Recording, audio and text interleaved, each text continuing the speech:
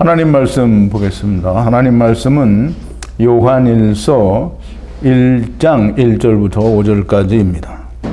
제가 봉독 드리겠습니다.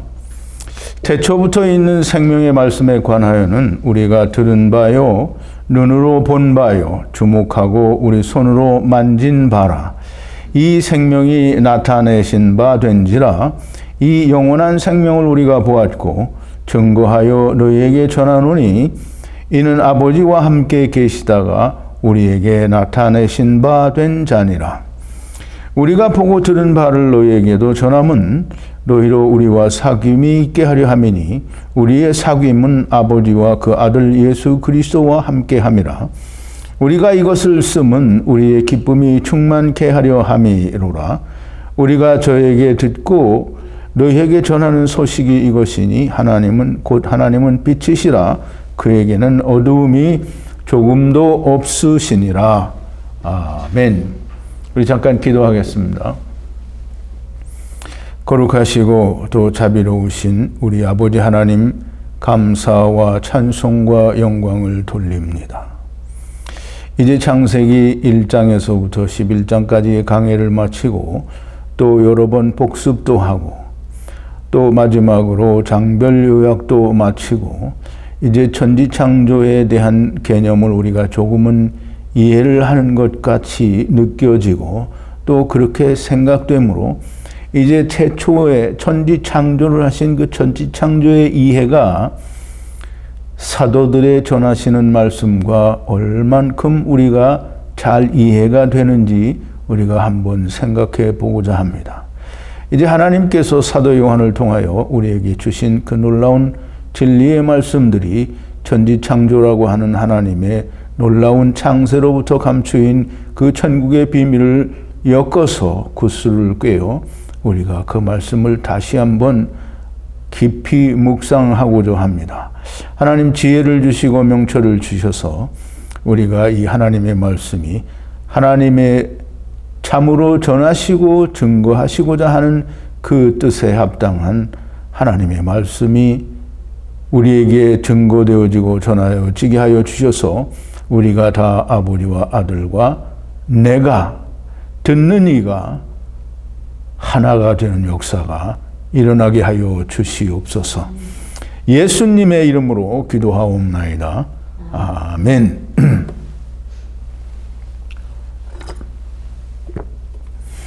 창세기를 강해를 하다가 11장까지 강해를 마치고 12장을 시작하기 전에 요한일서를 강해를 하기로 했습니다.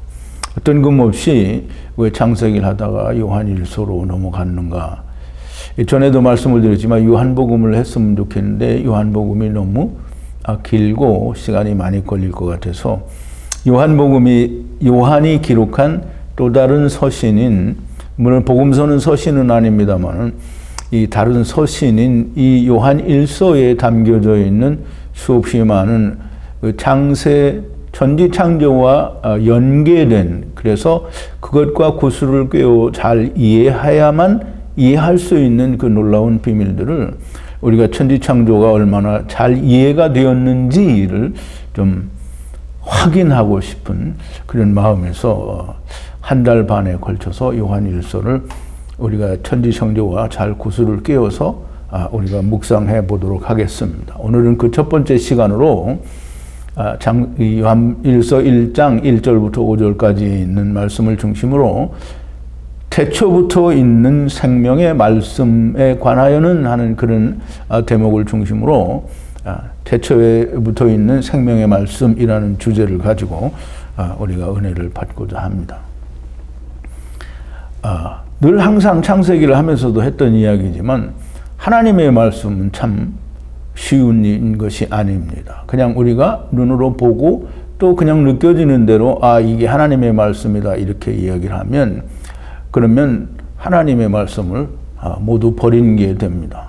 하나님께서 담아두신 하나님이 말씀하시고자 하는 하나님의 뜻, 즉 하늘의 뜻을 우리는 하나도 얻지 못하고 다 버리는 것이 됩니다.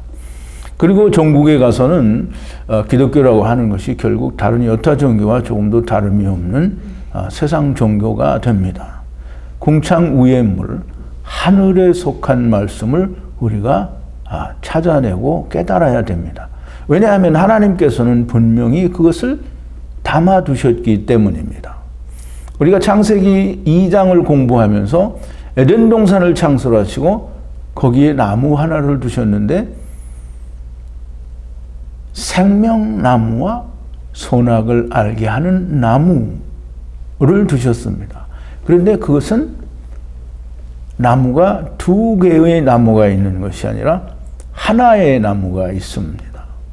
그래서 거기는 나무라는 이 나무가 단수로 쓰여져 있고 그 뒤에 이 선악을 알게 하는 나무 그 뒤에 숨겨져 있는 겁니다.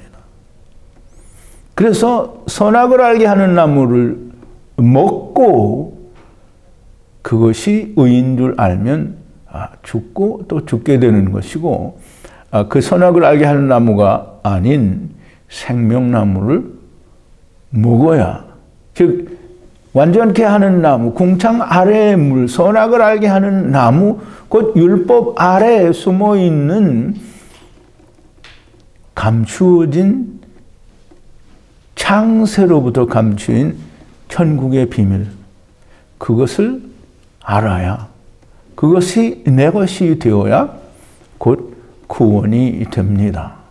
그게 우리가 하나님의 말씀을 보고 하나님의 말씀을 깨닫는 궁극적인 목적이요, 또 그것이 우리의 나아가야 할 목적지가 됩니다. 그렇지 않고 그냥 궁창 아래의 물만 열심히 먹으면 결국은 율법을 열심히 지키는 자와 같은 자가 되는 겁니다. 그래서 하나님은 성경을 말하기를 비유를 베풀어서 하나님이, 예수님이 우리에게 창세로부터 감추인 비밀을 알려주신다고 했어요. 그러므로 땅에서 일어난 모든 일은 곧 하늘에서 하늘의 뜻을 이야기하시기 위한 하나의 세상에 일어난 일임과 동시에, 즉 역사적인 사실임과 동시에 그 안에 숨어있는 하나님의 뜻이 담겨있는 또 하나의 비유의 역사다라고 하는 걸 우리가 말씀을 드릴 수가 있습니다.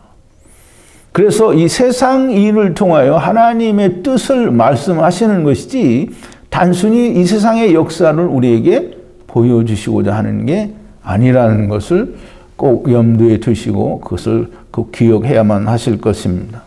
그래서 세상은 6이고 하나님의 숨은 뜻은 7입니다. 반드시 그걸 알아야 됩니다. 이 하나님의 뜻은 그렇게 쉬운 게 아니어서 우리의 육신의 눈으로 보면 항상 땅의 것만을 보게 되어 있고 또 뱀이 바라보는 그 시선과 동일한 시선이 됩니다. 그래서 뱀은 곧 독사의 새끼들, 즉 마귀의 자식들이라고 성경은 이야기를 하고 있고 심지어는 이스라엘, 즉 하나님께서 택하셔서 이렇게 율법을, 즉 완전케 하는 나무를 잘 지키라고 한 이 사람들을 하나님께서는 뱀들이라고 하고 마귀에게서 났다라고 얘기하시고 독사의 새끼들이라고 말씀을 하십니다. 그러므로 창세기에서 말씀하신 대로 종신토록 배로 다니게 되면, 즉 땅에 붙어서 다니게 되면 하늘의 것을 볼 수 없다라는 것이 성경이 우리에게 말씀하시는 것입니다. 그러면 성경을 어떻게 해야 우리가 깨달을 수 있게 되느냐? 성령님께서 우리에게 깨닫게 해주시지 않으면 절대로 깨달을 수 없다라는 것을 우리는 알아야 됩니다.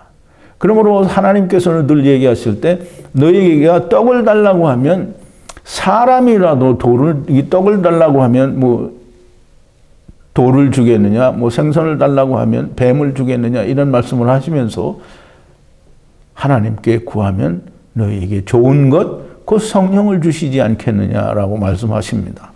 그러므로 떡을 달라고 하면 반드시 성령을 함께 주시게 되어 있습니다. 세상 복을 달라고 하면 하나님은 절대 주시지 않습니다.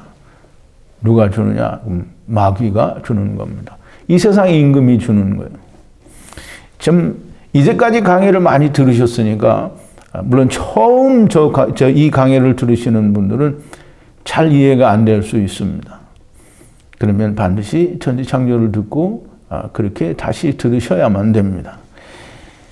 하나님이 성경을 가르쳐 주신다는 건 지난번 우리 밴드 회원들하고도 얘기를 했는데요. 요한일서 2장 27절에 보면 사도 요한은 이렇게 얘기를 합니다. 우리 성경 관련 선고 1번인데요. 너희는 주께 받은 바 기름 부음이 너희 안에 거하나니 아무도 너희를 가르칠 필요가 없고 오직 그의 기름 부음이 모든 것을 너희에게 가르치시며 또 참되고 거짓이 없으니 너희를 가르치신 그대로 주 안에 거하라. 성경은 하나님, 즉 성령님이 가르쳐 주시는 것이지 세상 신학이 가르쳐 주는 것 절대 아닙니다. 사도 바울도 자기가 세상에서 배운 것을 다 배설물로 여겼다라고 얘기했습니다. 오직 예수 그리스도 십자가의 복음만이 저의 자랑거리요 그것만 자랑할 것이라고 사도 바울은 이야기를 합니다. 세상 학문, 인간이 만들어낸 신에 대한 학문이 하나님의 말씀을 가르쳐 주지 않습니다. 그래서 신학교를 다닌 많은 목사들이 이구동성으로 얘기합니다. 신학교에서는 성경 배우는 게 아니다. 학설 배운대요. 그럼에도 불구하고 많은 사람들이, 신학교 나온 사람들이 하나님의 종이라고 하고 말씀은 배우지도 않았는데 세상 학문을 배우고 성경을 논하고 가르칩니다. 그런데 그 사람들이 하나님의 종이라고 자기들 입으로 말하고 사람들이 또 그렇게 인정해 줍니다. 그러나 결단코 하나님의 말씀은 세상에서 배운 신에 관한 학문을 연구하는 기관에서 가르쳐 준 것이 하나님의 말씀이 절대로 아닙니다. 하나님께서 가르쳐 주시고 예수님도 분명히 요한복음 14장 26절에서 보혜사 성령이 오시면 내가 너희에게 말한 것을 다 기억나게 하시고 다 가르쳐 주신다고 했어요. 그러므로 여러분들은 성령이 오시기를 기도해야 하고 성령이 오시기를 무작정 기도하는 것이 아니라 성령 달라는 것보다는 떡을 달라고 해야 하나님이 떡과 함께 성령을 주시는 것입니다. 자, 이제 좀 서론이 길었는데요. 하나님의 나라에는 말과 소리 또는 글 이런 게 없습니다. 물질이라고 하는 것이 존재하지 않는다는 겁니다. 하나님의 나라에는 모든 통치 수단이 성령님입니다. 의사 전달이나 하나님의 생각, 뜻 이런 것들이 전달될 때에는 오직 다 성령 안에서 하나이므로 하나님이 그 지체들인 천사들에게 통치를 성령님으로 하시는 겁니다. 그러므로 우리가 생각하는 말과 글 어떤 매개체라고 하는 것이 존재하지 않습니다. 하나님께는 말이나 글이나 어떤 그 소리가 필요치 않습니다. 우리 시편 19편 14절 1절부터 4절까지를 보면 다윗이 이렇게 노래를 했는데요. 하늘이 하나님의 영광을 선포하고 궁창이 그 손으로 하신 일을 나타내는도다. 날은 날에게 말하고 밤은 밤에게 지식을 전하니 언어가 없고 들리는 소리도 없으나 그 소리가 온 땅에 통하고 그 말씀이 세계 끝까지 이르도다. 하나님이 해를 위하여 하늘의 장막을 베푸셨도다. 그랬어요. 우리가 지금 다윗이 쓴 시편 19편에 있는 말씀을 100% 다 이해할 수는 없지만 지금 다윗이 이야기하는 이 말을 통해서 하나님의 나라에는 언어도 없고 글도 없고 소리도 없습니다. 그런데 날은 날에게 전하고 밤은 밤에게. 여기서 날은 그냥 그 낮을 이야기하는 거겠죠. 제가 아직 찾아보지 않아서 정확하게 말씀을 드릴 수는 없으나 어쨌든 이 하나님께서 무엇을 전하시고자 할 때에는 성령님께서 모든 걸 전하고 증거하십니다. 근데 이 세상에 하나님은 세상을 창조하실 때 하나님께서 특별히 자아, 곧 자기를 넣어준 모든 네피시 하이들에게는 언어와 소리가 없이 전달되는 일이 존재할 수가 없습니다. 그러나 자기가 없는 그냥 모든 피조물들에게는 하나님이 그 피조물 자체들이 하나님의 영광을 선포하고 또 날은 날에게 밤은 밤에게 어떤 하나님이 전하고자 하는 것을 전하는 거예요. 그러므로 땅이 세상이 끝나는 날까지 하나님의 신성은 땅에 영원히 존재하게 됩니다. 그러나 인간은 왔다가 가는 길게는 80, 90까지도 살지만 보통은 7, 80을 살다가 죽는 게 인생입니다. 그러므로 인간은 항상 하나님께서 특별히 어떤 매개체를 통해서 알려주시지 않으면 그 뜻을 알 수가 없습니다. 그 매개체로 주시는 것이 물질 세계라고 하는 거예요. 하나님이 이 피조물들 그 가운데 자아라고 하는 것을 넣어주신 모든 네피시 하이들은 항상 자기의 것을 가지고 자기 것을 가지고 삽니다.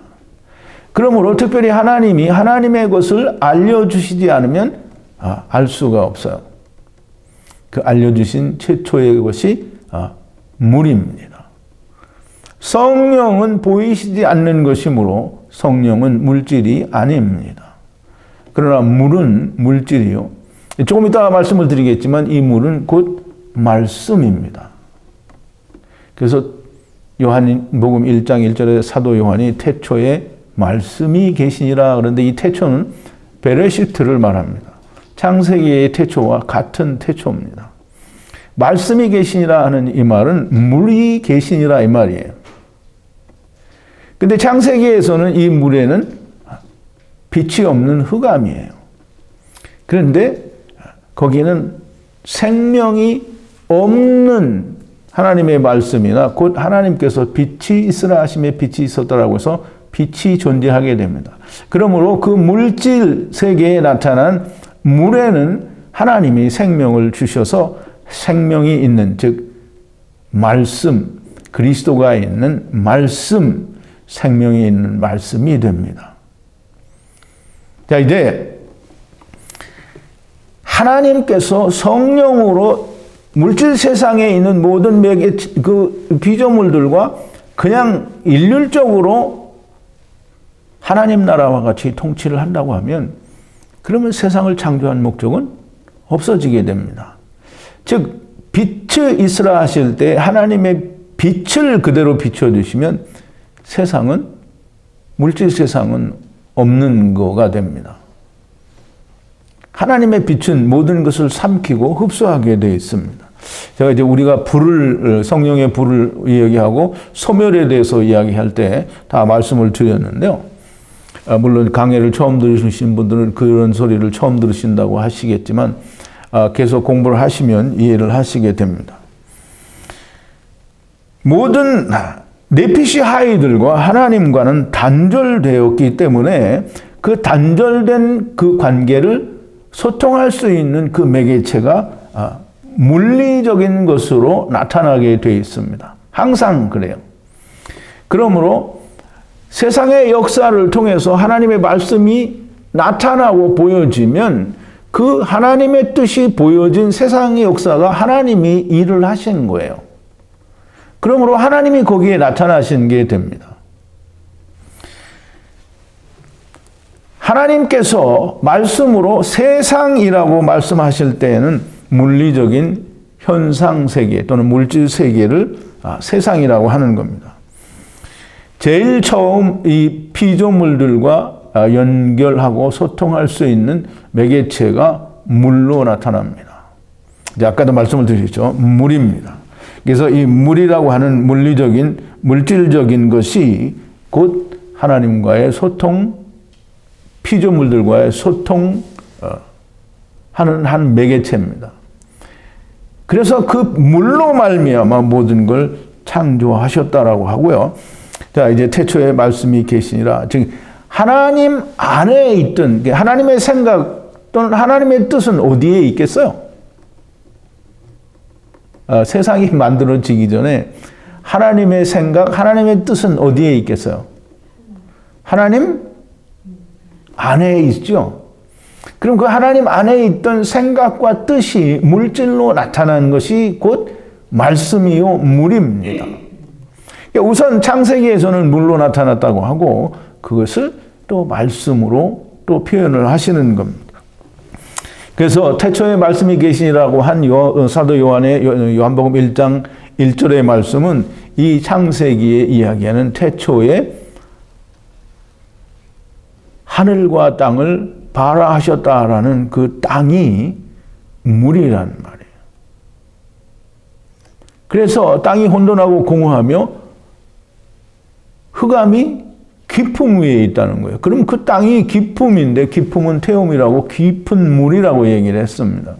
그러면 세상은 물덩어리인데요. 이 물은 곧 말씀입니다. 하나님의 생각, 뜻, 이런 어떤 계획이 물질로 나타나는 것이 물입니다. 그래서 태초에 말씀이 계시니라 이 말씀이 하나님과 함께 계셨으니 이 말씀은 곧 하나님이시니라 이렇게 얘기하죠. 이제 좀 그 부분은 좀 이따 얘기를 하기로 하고요. 우선 우리가 태초라는 말을 우리가 잘 이해를 해야 됩니다. 태초라는 것이 이해가 안 되면 태초는 단지 하나님께서 빛과 어둠을 만드셔서 세상이 시작이 되었기 때문에 태초가 아닙니다. 태초는 하나님께서 하나님의 나라와 물질로 표현된 하나님의 말씀을 가르는, 즉 분리하는 것이 태초가 됩니다. 근데 그 태초 안에는 정말 많은 것들이 포함이 되고 있는 거예요. 태초 안에는 말씀이라는 것이 태초와 함께 존재하고 있었기 때문에 그 말씀 안에는 정말 많은 것이 들어있는 거예요. 그래서 우리가 이 말씀 태초를 우리가 잘 이해를 하지 못하면 그 다음에는 전부 그냥 소설책 쓰는 것이고 만화책 보는 거고 아이들 이야기책 보는 거고 또 그리스 신화 보는 것 같은 그런 어떤 신화 얘기를 읽고 보는 것과 조금도 다름이 없습니다. 반드시 태초가 이해가 돼야 됩니다. 우리 히브리서 3장 14절에 보면 이런 말이 있는데요. 시작할 때에 확실한 것을 끝까지 견고히 잡으면 그리스도와 참여한 자가 되리라 이렇게 얘기를 합니다. 그러니까 이제 많은 이 세상에서 그 설교를 하고 성경을 가르치는 사람들이 처음 시작할 때에 확실한 것을 끝까지 견고히 잡으면 이 말을 처음 예수 믿을 때에 그 가졌던 뜨거운 열정과 사랑을 끝까지 견고히 잡으면 그리스도에 참여한 자가 된다 이렇게 설교를 하고 가르칩니다. 그런데 그래서 우리말 성경은 하나님의 뜻을 제대로 전하지 못한다라고 하는 것을 늘 말씀을 드리는 거예요. 그래서 우리말 번역은 하나님 말씀이 아닙니다. 헬라어 원어에는 뭐라고 되어 있냐면 태초는 아르케라고 되어 있어요. 이 아르케는 베레시트와 히브리어 베레시트와 같은 단어입니다. 베레시트를 번역을 할 때 아르케라고 태초라는 말로 번역을 하고요. 또 확실한 것이라는 말은 실체라는 뜻인데요. 스트롱 코드가 5287로 히포스타시스라는 말인데요. 본질, 계획 또는 뜻. 영어로 말하면 어떤 플랜 같은 걸 말하기도 합니다. 그리고 이 끝까지라는 말은 마지막까지라는 말이에요. 그리고 견고히라는 말은 확실히 그냥 이게 진가민가가 아니라 확실히 굳게 잡으면 그리스도와 동역자가 된다 이런 뜻이에요. 찬미하는 자가 된다라는 말은 동역자가 된다라는 말인데요. 여기서 동역자는 메토코스라는 말로 동역자를 말해요. 그러면 예수 그리스도와 동역자가 되려고 하면 오늘날 많은 교회는 교회 다니는 사람이 예수 그리스도와 동역자라고 하고 자기들이 하나님 말씀을 전하죠. 예수님은 그렇게 하지 않으셨어요. 아버지와 아들과 내가 하나 된 사람만이 복음을 전할 수 있습니다. 동역자가 된다는 말은 곧 예수 그리스도가 내 안에 계신다는 말이요, 내가 그리스도 안에 있다라는 말이 됩니다. 그렇지 않으면 절대로 동역자가 될 수 없어요. 예수 그리스도가 내 안에 없고 내가 예수 그리스도 안에 있지 않는데 무슨 예수를 증거를 할 수가 있다는 얘기예요. 절대 그럴 수는 없는 겁니다. 다른 제자들도 태초를 다 언급을 하고 또 창세 전의 얘기를 하는 제자들이 여러 있고 많이 있습니다. 물론 제자들 중에 쓴 책이 성경으로 채택되지 않은 그런 부분도 있기는 해서 그렇습니다만, 거의 모든 제자들이 이 천지창조에 대해서 너무 잘 알고 있었다라고 하는 것이 확실합니다. 그런데 사도 요한은 이 복음서나 다른 서신서에서 하나님 말씀을 전하기 위해서 꼭 언제든지 태초부터, 처음부터 끝까지를 가리킵니다.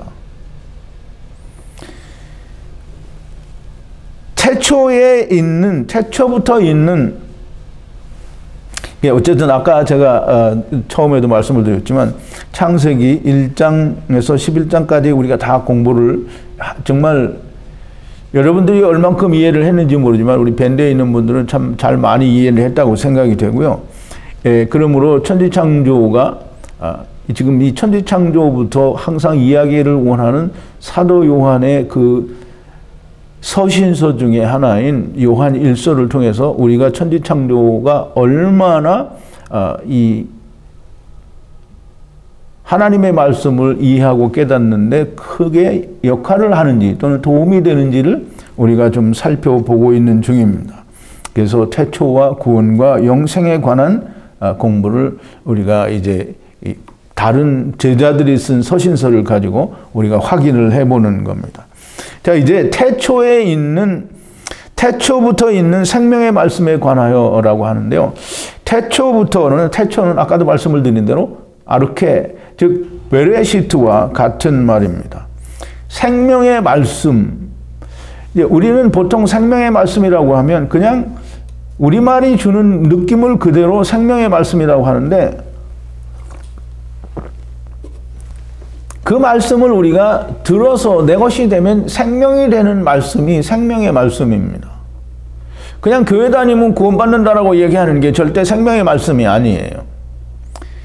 생명은 아버지께서 주시는 것이 생명이지 육신의 생명은 사실 생명이 아닙니다. 그러므로 예수님께서 제자들에게, 예수님을 따라오기를 원하는 제자에게 이야기하기를 그러죠. 내가 우리 아버지의 장사를 지내고 주님을 따르겠습니다. 그랬더니 예수님 뭐라 그래요? 죽은 자를 저희 죽은 자로 장사 지내게 하고 너는 나를 따르라 그랬어요. 그럼 예수님의 그 말씀에는 이 세상에 육신을 가지고 생명이 있다고 하는 사람을 사는 자라고 얘기하지 않아요.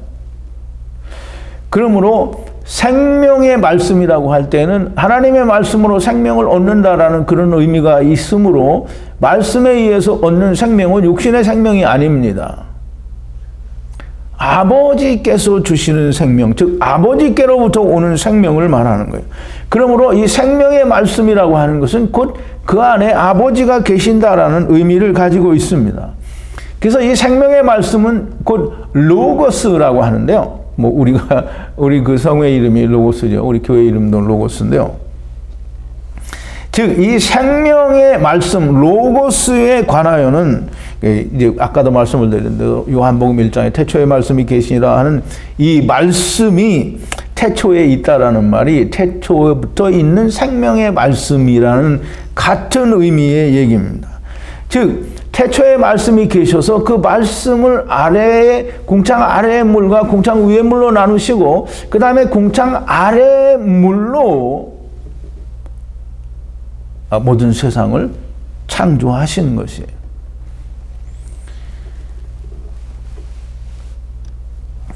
그래서 이 사도 요한이 요한복음 1장 1절부터 5절에 보면 이렇게 말합니다. 여러분들이 제가 읽어드릴 테니까 잘 기억을 하시기를 바랍니다. 자, 4번부터인데요. 태초에 말씀이 계시니라. 이 말씀이 하나님과 함께 계셨으며, 하나님 안에 있었던 생각, 의지, 뜻 이거예요. 그것이 하나님과 함께 있었다는 거예요. 말씀이 하나님과 함께 계셨으니 이 말씀은 곧 하나님이시니라. 즉 하나님의 속에 있는, 안에 있는 생각이 말씀이라는 물질 세계로 나왔지만 곧 그것이 하나님이시라는 거예요. 그가 최초에 하나님과 함께 계셨고 만물이 그로 말미암아 지은 바 되었으니, 말씀으로 말미암아 지어졌다라는 말은 곧 물로 모든 것이 창조되었다라는 것이요 모든 만물의 근원은 곧 물이라는 말씀을 하는 것입니다. 지은 것이 하나도 그가 없이는 된 것이 없다. 즉 하나님의 말씀, 곧 물이 아닌 것으로 창조된 것은 하나도 없다라는 것이에요. 그 안에 생명이 있었으니, 어디요? 물 안에, 즉 말씀 안에, 궁창 위에 물 안에 생명이 있었다. 생명이 있었는데 이 생명은 사람들의 빛이라 그랬어요. 그러면 이 말씀이 곧 빛이고, 말씀이 곧 생명이고, 말씀이 곧 하나님이라는 거예요. 즉 다시 말하면 사도 요한은 이야기를 어떻게 풀어나가느냐 하면, 하나님이라고 하는 그 우리의 아버지의 속에 있는 모든 하나님의 뜻, 생각, 이것이 의지, 계획, 이것이 물질이라고 하는, 어떤 물이라고 하는 물질로 표현된 것이 그분이 곧 하나님이고, 그분이 곧, 그 물이 곧 하나님이고, 그때 말씀이죠. 그 말씀이 곧 하나님이고, 말씀이 곧 빛이고, 말씀이 곧 예수 그리스도요, 말씀이 곧 생명이라고 하는 거예요. 그러므로 사도 요한은 이 말을 할 때 성경을 정말 온전하게 천지창조에 대한 이해가 있지 않고는, 예수 그리스도에 대한 이해가 있지 않고는 이런 얘기를 할 수가 없는 겁니다.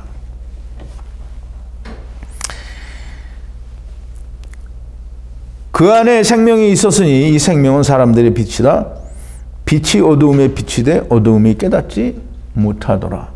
그러면 빛이 어두움에 빛이다 이 말은 하나님의 말씀, 생명, 하나님이 세상에 오셨으나 세상이 그걸 깨닫지 못한다는 거예요. 그러니 얼마나 오랜 세월 동안 사도 요한이 이렇게까지 가르쳐주고 사도 바울은 또 얼마나 많은 곳에서 이 천지창조에 대한 이야기를 했음에도 불구하고 그 이후로도 근 2000년 동안을 인간들은 그걸 모르고 지내온 겁니다. 모든 제자들이, 하나님의 말씀을 기록한 하나님의 사람들이 천지창조에 대해서 어떤 사람은 잘 모르는 것 같은 그런 느낌을 우리가 받을 수 있어요. 그러나 그 어느 누구도 천지창조를 몰랐던 사람은 없다고 보여집니다. 단지 무엇을 중심으로 어떻게 더 역점을 두고 설명하느냐의 차이가 다른 것이지, 사도 바울은 뭐 천국에 갔다 왔으니까 너무나 잘 알 것이요, 사도 요한도 하나님께로부터 특별한 계시를 통해서, 어떤 은혜를 통해서, 아니 그 말씀 천지창조 창세기를 통해서 주님께로부터 배운 그대로 너무나 잘 알고 있었으며 또 그것을 온전히 요한복음과 요한일서에 풀어서 설명을 하고 있는 것입니다.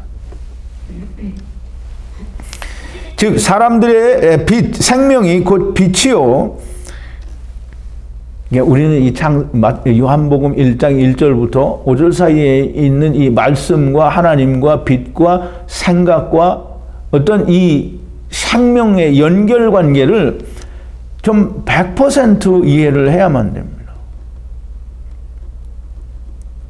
물론 물이 공창 위의 물과 아래의 물로 나뉘었고 또 생명과 사망으로 나뉘어진, 즉 하나님의 말씀도 생명의 말씀과 이 사망의 말씀, 즉 율법과 복음으로 나뉘어진 것과 같이 물론 나뉘어지기는 했지만 물, 말씀은 곧 하나님입니다.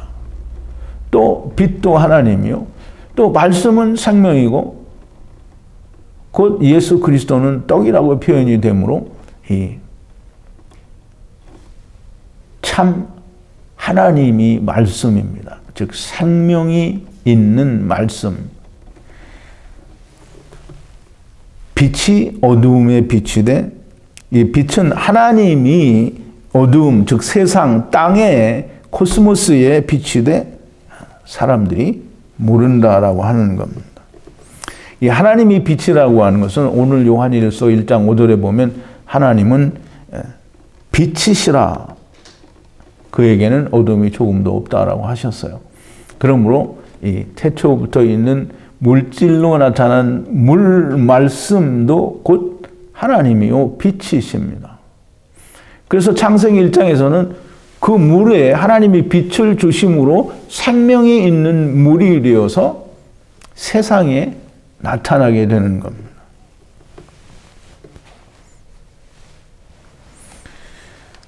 이제 이 생명이 나타나신 바 된지라 그랬어요. 즉 하나님의 말씀, 뜻, 빛, 예수 그리스도가 나타내신 바 되었다라고 했는데요. 이 나타내신 바 되었다라는 이 나타났다라는 말은 이제 좀 굉장히 중요한 얘기인데요.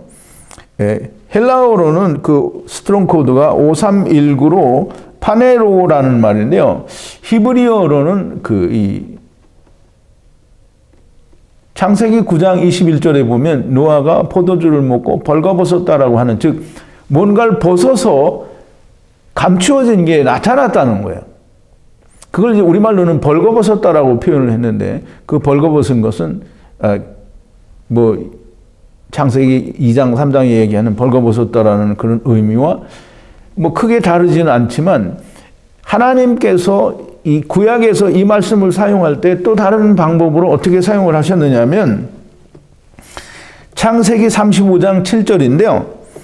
12번인데요.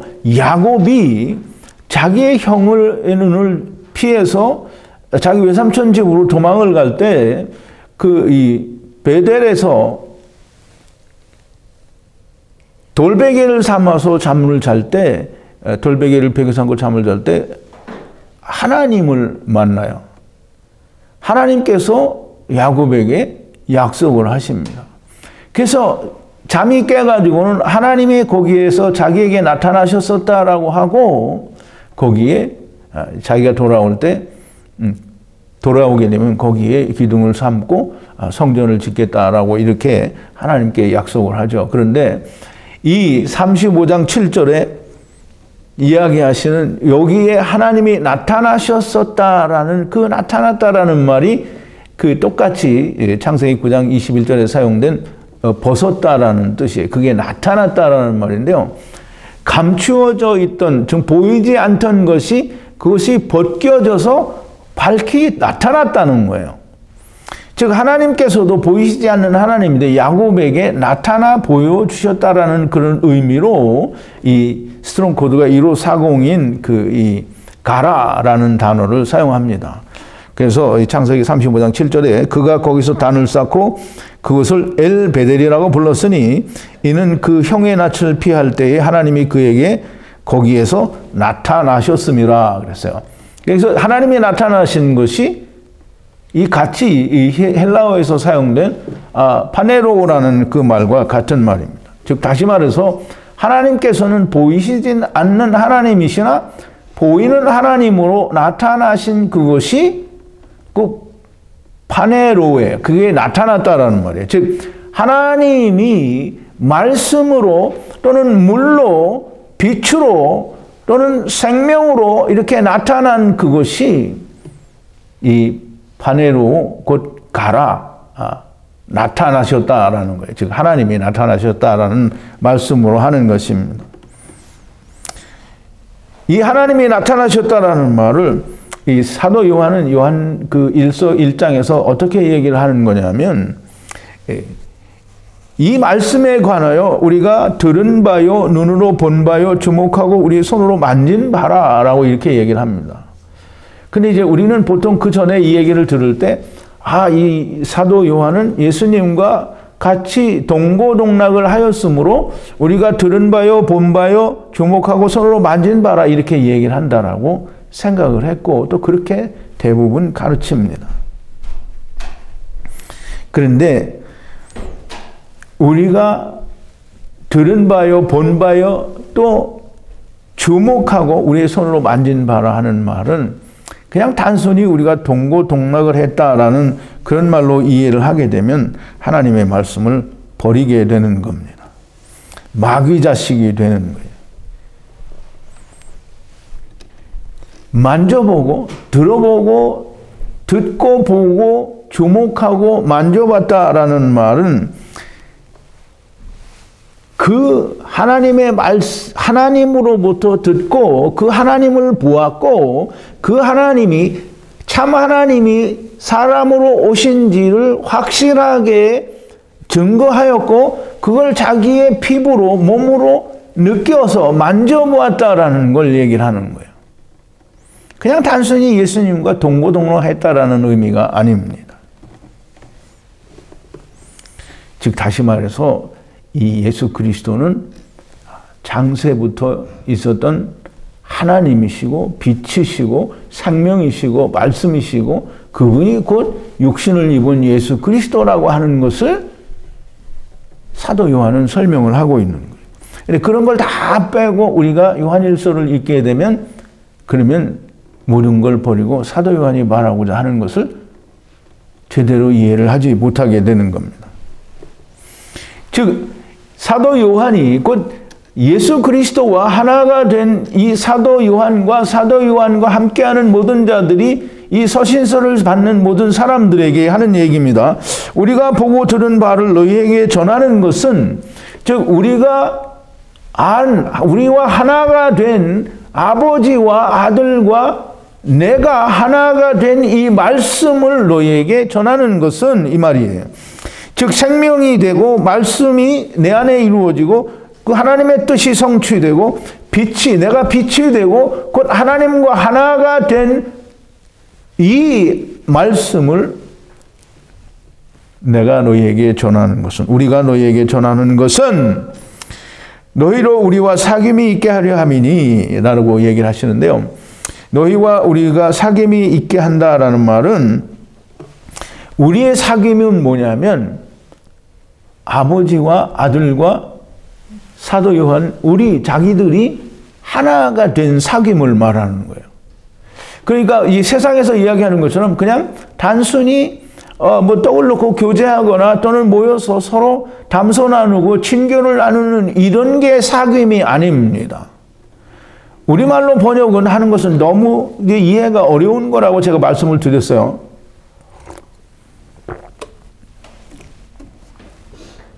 만약에 지금 사도 요한이 이야기하는 사귐이라는 것이 보통 사람들이 말하는 교회에서 이야기하는 어떤 친교와 교제라고 얘기를 한다고 하면 그러면 세상 기독교회는 세상 여타 다른 종교와 조금도 다를 바가 없습니다. 여기서 사귐이라는 말은 그 헬라어로 코이노니아라는 말인데요. 코이노니아라는 말은 교제하는 그 존재와 하나가 되는 걸 말하는 거예요. 그래서 사도 바울은 뭐라고 표현했느냐면요. 고린도전서 1장 9절인데요. 너희를 불러 그의 아들 예수 그리스도 우리 주로 더불어 교제케 하시는 하나님은 미쁘시도다. 예, 하나님이 고린도 교회 사람들을 불러서 그리스도와 교제케 하시는 이 하나님은 미쁘시도다라고 지금 사도 바울이 이야기하고요. 또 고린도전서 10장 16절에 성찬을 나누면서 하는 얘기입니다. 우리가 축복하는 바 축복의 잔은 그리스도의 피에 참여함이 아니며 우리가 떼는 떡은 그리스도의 몸에 참여함이 아니냐. 즉 다시 말해서 이 떡을 떼는 것은 그리스도의 몸에 참여하는 것이고 잔을 나누는 것은 그리스도의 피에 참여하는 게 아니냐. 그렇게 하는 거라는 거예요. 참여하는 게 아니다라는 말이 아니고 참여하는 게 아니냐? 왜 그걸 모르냐는 거예요. 그러면 여기서 참여한다라는 말은 코이노니아라는 말이에요. 이 코이노니아라는 말은 우리가 인자의 살과 피를 먹고 마신다고 하잖아요. 그럼 인자의 살과 피를 먹고 마시는 걸 글로 아는 게 아니라 그것이 내가 예수 그리스도의 살과 피를 먹고 마신다는 말은 곧 그것이 내 것이 되는 거예요. 곧 하나가 되는 거예요. 믿음은 곧 하나가 되는 거예요. 하나가 되지 않으면 절대로 구원과는 전혀 상관이 없는 사람이 됩니다.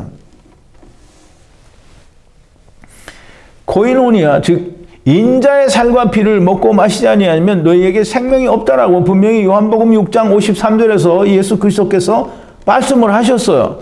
만나를 먹으면 죽습니다. 그러나 하늘로부터 내려온 참떡인 예수 그리스도, 생명의 떡, 생명의 말씀이신 예수 그리스도를 먹고 마셔야, 즉 그것이 내 안에서 이루어져야, 성취가 되어져야, 즉 성취된다는 말은 예수 그리스도와 합하여 죽고 예수 그리스도의 부활과 연합하여 새 생명 가운데 거하는 것이 먹고 마시는 겁니다. 그래야 코이노니아가 되고 하나가 되는 거예요. 하나가 되지 않은 자는 교제를 할 수 없어요. 그냥 하나가 되지 않은 사람끼리 만나서 악수하고 담소를 나누는 거, 그거는 성경이 말하는 교제가 아닙니다. 하나님이 빛이시고 빛과 교제를 하기 위해서는 빛이 되어야 됩니다. 그래서 사도 바울이 그 고린도후서 6장 14절에서 이렇게 얘기합니다. 너희는 믿지 않는 자와 몽해를 같이 하지 말라. 의와 불법이 어찌 함께하며 빛과 어두움이 어찌 사귀며, 여기 사귀며가 코이노니아입니다. 빛과 어두움은 같이 할 수가 없어요. 그리고 의와 불법이 하나가 될 수 없습니다. 그러므로 사람들이 모든 걸 포용해야 된다고 하는데, 지가 무슨 하나님이 모든 걸 뭘 포용을 해? 포용할 수 없어요. 이 땅에 있는 동안은 우리가 하나님의 사람이 되고 우리가 하나님과 하나가 되면 분명히 하나님과 하나가 아닌 것과는 분리하게 되어 있습니다. 그래서 빛은 빛으로 오는 거예요. 하나님은 빛이시니 내가 빛과 사귐이 있으려면 내가 빛이 되어야 됩니다. 우리가 빛이 되는 방법이 뭐가 있어요?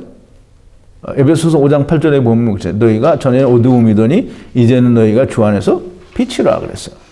그럼 빛이 되어야 됩니다. 예수 그리스도 안에서 빛이 되어야 되는데요. 그리스도 안에서 빛이 되려면 그리스도와 함께 죽고 다시 하나님을 향하여 살아야만 됩니다. 우리가 이것을 쓰는 것은 우리의 기쁨이 충만케 하려 함이로라 그랬는데요.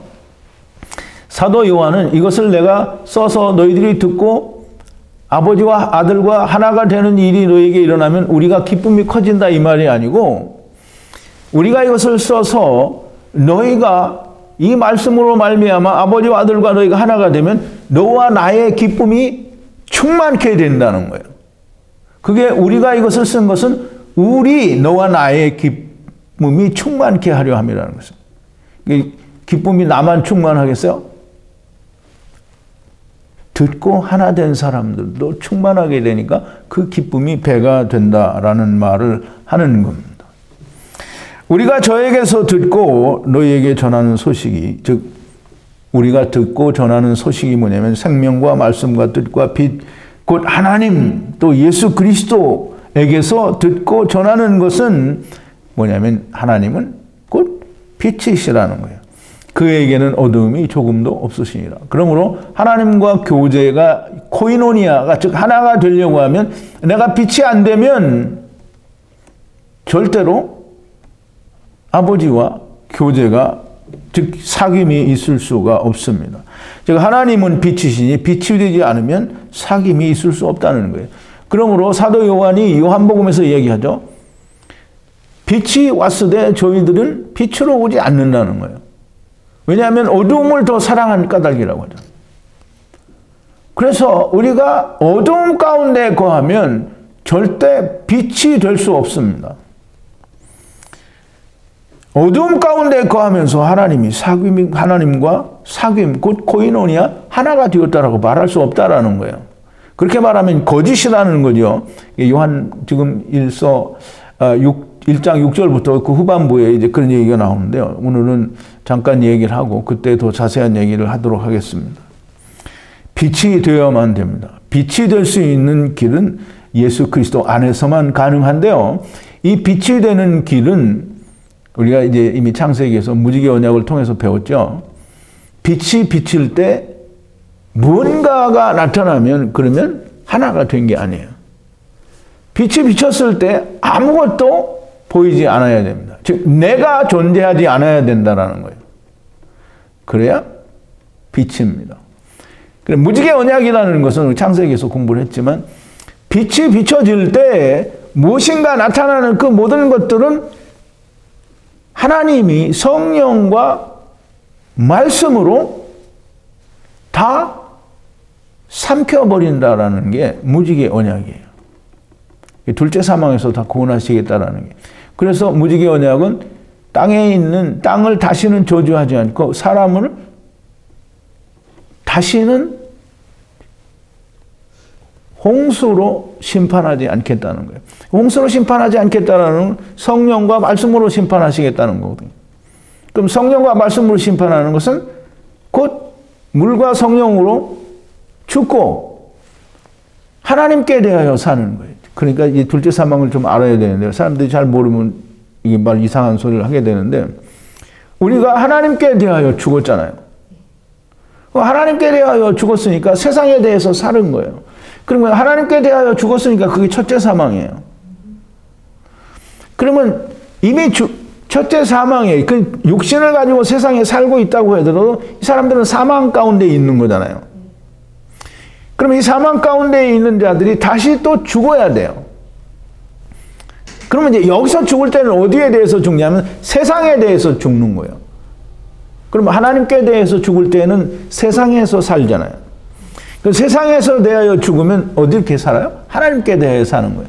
그래서 우리가 죽는 것은 반드시 다시 사는 건데 그 다시 사는 기간에 차이가 있기 때문에 우리가 문제가 이제 이야기를 하는 것이고 그것이 복음의 차이인 거예요. 그 어느 누구도 한 사람도 하나님은 버리는 사람이 없습니다.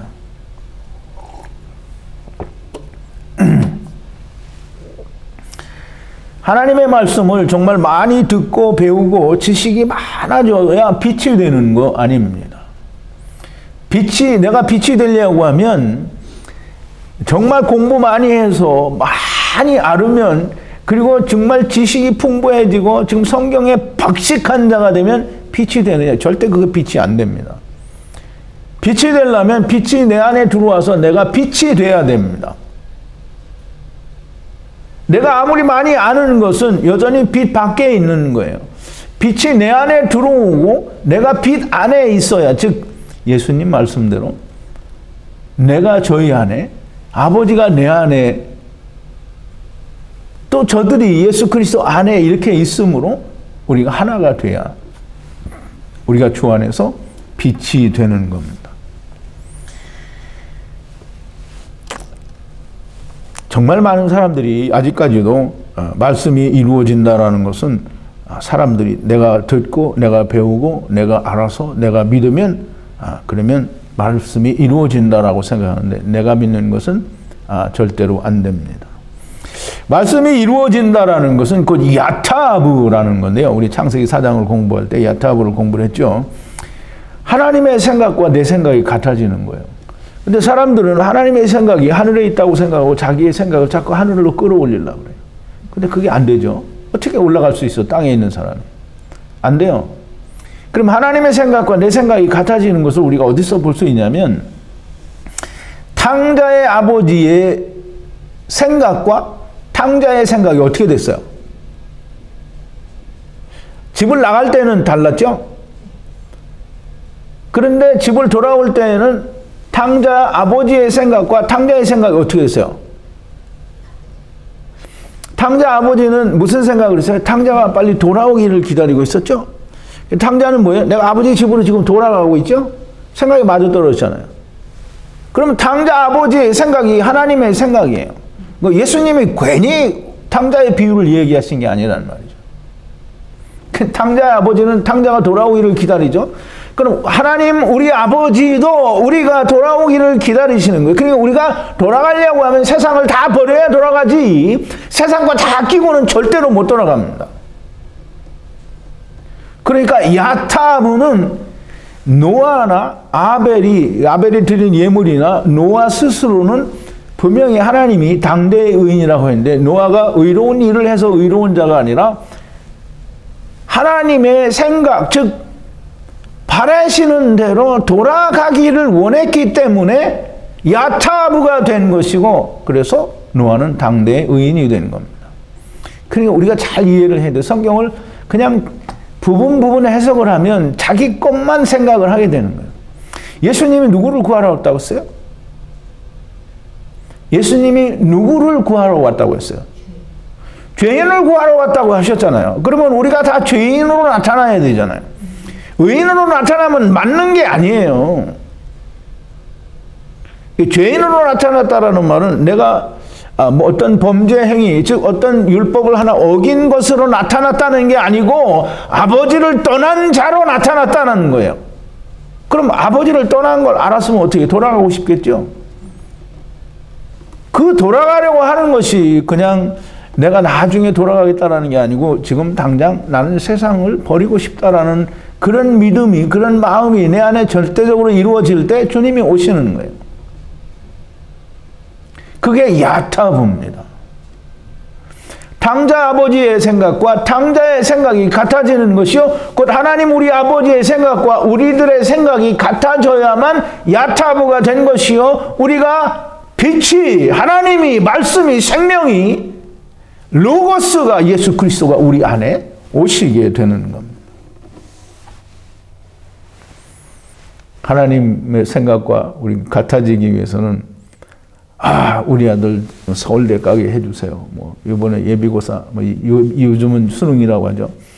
뭐 이거 잘 보게 해주세요. 뭐 우리 빈대떡집을 냈는데 잘 되게 해주세요. 뭐 테리야끼 무슨 뭐 했는데 잘 되게 해주세요. 뭐 병 낫게 해주세요. 잘 먹고 잘 살게 해주세요. 세상에서 복 있는 거 다 주세요라고 하면, 그러면 아버지의 생각과 절대 같은 것이 아닙니다. 아버지의 생각은 돌아오라는 거예요. 세상에서 잘 먹고 잘 살기를 원하는 것은 절대로 하나님과 생각이 같아질 수가 없습니다. 그러니까 예수님이 뭐라고 하시는지 아세요? 아비나 어미 또는 아들이나 딸을 나보다 더 사랑하는 자는 내게 합당치가 않다는 거예요. 그러면 이제 아버지, 어머니 또는 아들, 딸, 이거 다 세상에 온 거잖아요. 예수님보다 그걸 더 사랑해요? 안 된다는 거예요. 그럼 자기 자신, 즉 예수 믿는다고 하는 사람 자신에 대해서는 뭐라고 하느냐면요, 예수님이 뭐냐면 자기 십자가를 지고 나를 따르지 않는 자도 내게 합당치 않다는 거예요. 그럼 넌 죽어야 된다는 거잖아요. 근데 자기를 위해서, 즉 주님은 죽었는데 자기는 안 죽겠다고 하면 자기가 주님보다 자기를 더 사랑하는 거잖아요. 주님하고 같이 죽어야 되는 거예요. 그래서 그 뒤에 예수님이 뭐라고 하냐면, 제가 이제 마태복음 10장 38절 39절을 읽을 텐데요. 또 자기 십자가를 지고 나를 쫓지 않는 자도 내게 합당치 아니하니라. 자기 목숨을 얻는 자는 잃을 것이요 나를 위하여 자기 목숨을 잃는 자는 얻으리라 그랬어요. 그러니까 이제 뭐 예수님의 고난에 동참한다. 물론 그걸 넓은 의미에서 보면 뭐 십자가를 같이 진다라는 그런 의미로도 얘기할 수 있겠지만, 그러나 그렇게 두리뭉실하게 이야기하면 안 됩니다. 예수님도 자기 몸을 버리는데 사람은 자기 몸을 안 버리면 안 돼요. 그래서 자기의 목숨을, 생명을 원하는 자는 그 생명을 잃을 것이요, 그리스도와 같이 생명을 버리는 자는 생명을 얻는다는 거예요. 육신의 생명을 얻는다는 게 아니죠. 육신을 버려서 영생을 얻는다는 거예요. 누구와 함께 죽으면? 예수 그리스도와 함께 죽으면. 인자의 살과 피를 먹고 마심으로 그리스도와 함께 세상에 대하여 죽고, 그리고 예수님은 세상에 대하여 죽고 또 세상에 부활했다라고 생각하면 안 됩니다. 예수님은 하나님께 대하여 사신 거예요. 우리도 똑같이 그렇게 사는 겁니다. 그렇게 하면 우리가 예수 그리스도 안에서 빛이 됩니다. 하나님과 하나가 되고 우리가 사귐이 있게 되는 거예요. 태초부터 있는 하나님의 말씀은 그냥 천지창조와 구슬이 깨어지지 않으면 그냥 신화요 소설이 될 수밖에 없습니다. 창세기의 천지창조가 이해되지 않으면 다른 성경들은 그냥 그리스 신화같이 그냥 신화에 지나지 않는데 그걸 믿는다고 우기는 거예요.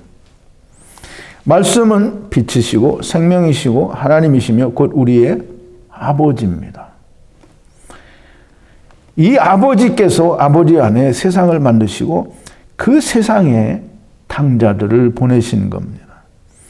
탕자 아버지의 마음은 곧 하나님의 마음이고 곧 우리 아버지의 마음이며 이 하나님 아버지의 마음은 탕자의 아버지가 탕자가 돌아오기를 기다리는 것과 같이 우리 아버지 하나님도 우리가 돌아오기를 기다리십니다. 탕자가 세상에서 성공하여 큰 부자가 되는 것은 하나님의 계획에, 즉 탕자의 아버지의 생각에는 존재하지도 않고 또 탕자의 아버지는 그것을 생각하지도 않았어요. 하나님은 절대 그걸 바라시거나 또 기대하시는 것이 아닙니다. 돌아오기만을 기대하시고 계셨습니다.